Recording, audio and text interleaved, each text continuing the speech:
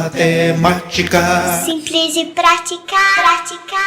Olá, se você é um aluno ou uma aluna que está se preparando para o vestibular, para o Enem, seja muito bem-vindo. Eu trago para você em meus vídeos ferramentas que podem te servir muito para na hora da prova você detonar. Então, nesse vídeo eu trago mais algumas ferramentas que vão ser úteis demais na hora da prova. Então venham comigo. Então vamos abrir o caixote de ferramenta do qual eu te falei, fazendo a correção da questão número 48 da prova do ITA 2023, primeira fase, que é muito bacana, muito, vale muito a pena você assistir. O tópico abordado nessa questão será raízes múltiplas de números complexos e eu vou trazer para você de uma forma muito simples. Ela é uma questão que exige muito conhecimento aí no sentido do campo dos números complexos, mas por que isso? Olha, na expansão de 1 mais x2 menos x ao cubo mais x à quarta elevada à décima potência, a soma de todos os coeficientes das potências múltiplas de 3 é quanto? Então veja bem, seria uma questão simples caso ela tivesse vindo assim, ó, seguindo uma sequência esperada, x1, x2, x3, x4. Mas veja que aqui tem algo diferente. Porque x2, x3, x4, mas aqui não tem x1, aqui tem 1. E para eu transformar x1 em 1, deveria ser x1 elevado a 0. Mas de 0 para 2, foge aqui a sequência. Se você pegar essa sequência, trata-se de uma progressão geométrica, porque você pode perceber que a razão, que é encontrada sempre na PG por qualquer termo dividido pelo seu antecessor, seria x. Então assim, x vezes x ao quadrado, vezes x de novo, x ao cubo, e assim por diante.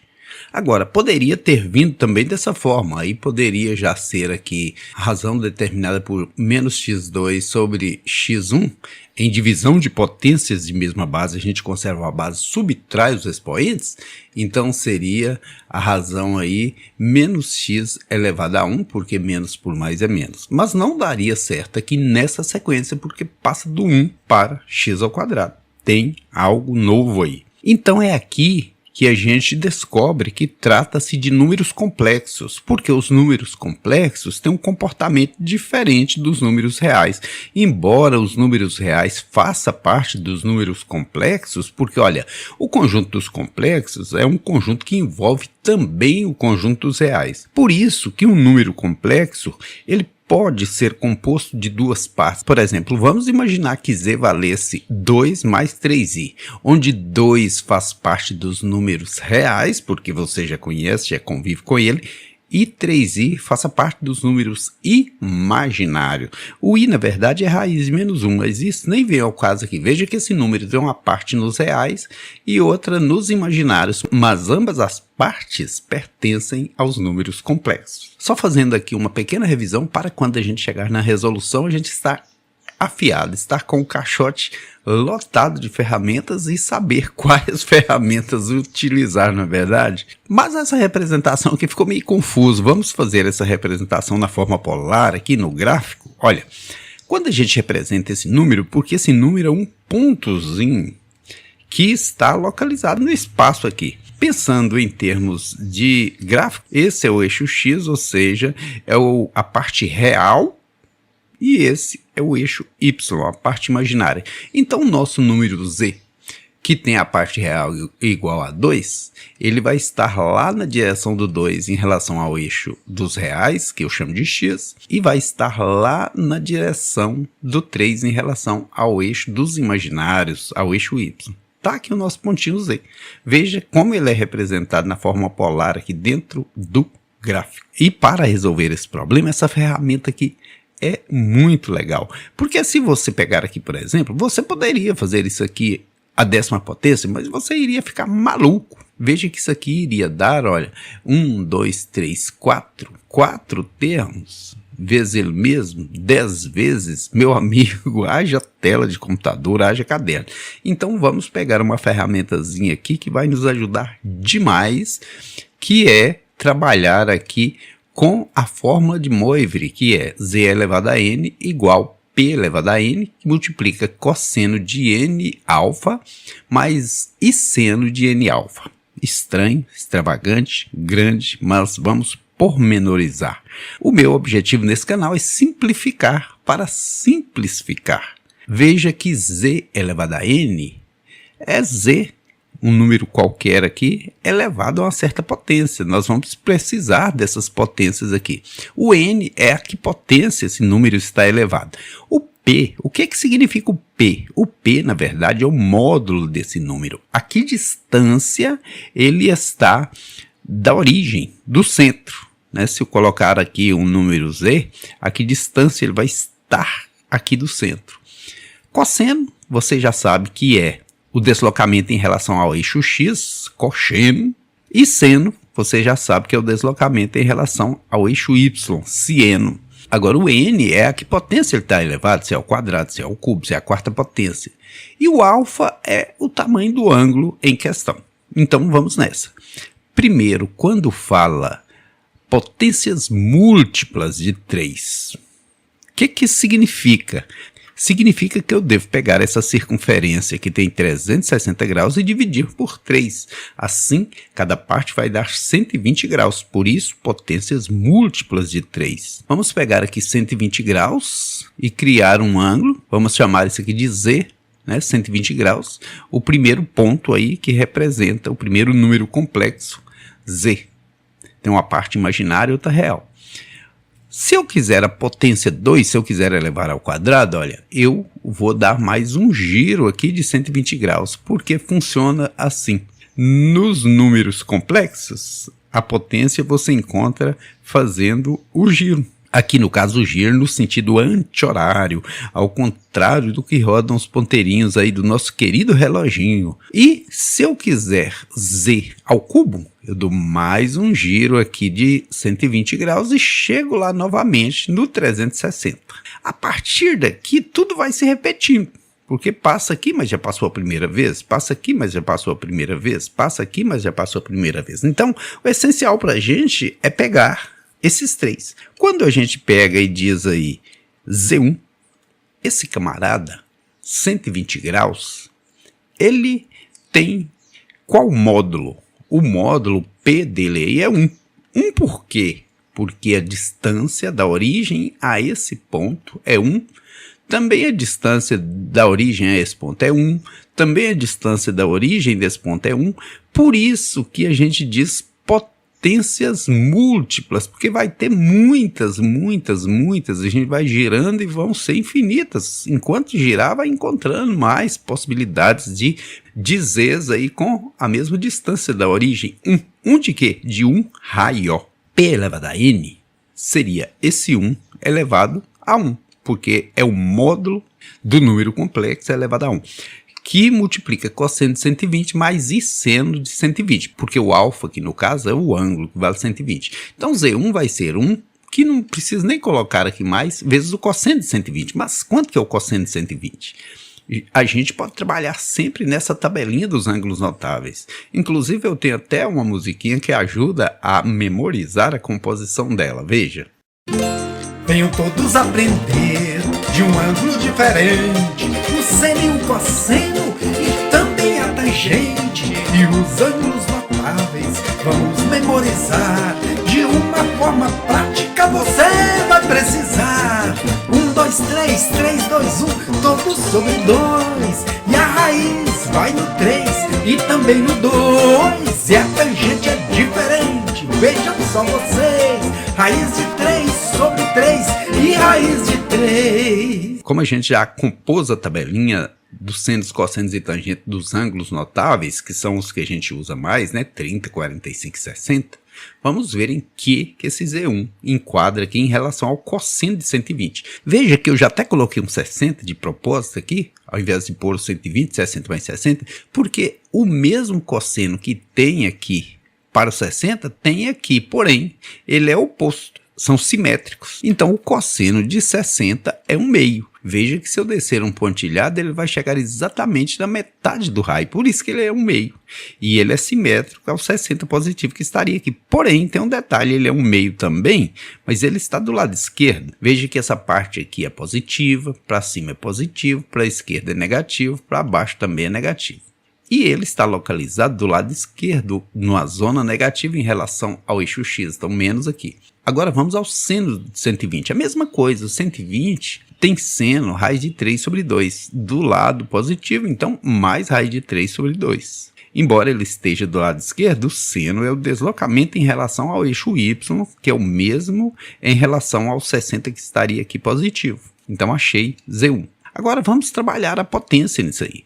Z2, ele é esse Z1 elevado ao quadrado. Ou você pega isso aqui e multiplica por ele mesmo nos produtos notáveis, faz o chuveirinho, ou você vai caçar aqui na tabelinha. Então vai ser cosseno de quanto? 120 com 120, 240. Vai ser cosseno de 240 graus, porque o alfa vale 240, mais e seno de 240 graus. Então Z ao quadrado vai ser 1 vezes qualquer coisa, não muda em nada. Então vai ser o cosseno de 240, que como a gente já viu, ele está alinhado aqui com o cosseno de 120. Então é o mesmo cosseno de 120, ele também está a 60 graus aqui do eixo. Então a gente olha o cosseno de 60, que é o meio. Ele é negativo, porque está do lado esquerdo. É negativo. E o seno de 240, ele é o mesmo seno de 120. Por quê? Porque nós temos aqui, se a gente colocar essa distância e essa tem que ser a mesma, porque aqui tem uma simetria exata, ou seja, são 60 graus para cima, são 60 graus para baixo. A mesma distância que for deslocada em relação ao eixo Y no sentido positivo, também é deslocada no sentido negativo. Por isso que esse seno aí é negativo, está do lado de baixo, né? Prontinho, Z2. Vamos agora ao Z3, que é bacana demais. Tá aqui o Z3. O Z3, quando você joga lá na fórmula do Moivre, aí nós vamos ter P, que é 1, que não vai fazer a diferença, que multiplica cosseno de 360 mais e seno de 360. Porque chegou no Z3 é porque já deu uma volta completa, e uma volta é 360. Então Z3 vai ser 1, que multiplicado por qualquer coisa não altera em nada, então nem vou usar esse 1 aqui, ó. Esse 1 que eu estou usando é o cosseno de 360, olha. Cosseno de 360, o deslocamento no eixo X é 1, então tá aqui esse 1. O seno de 360 é 0.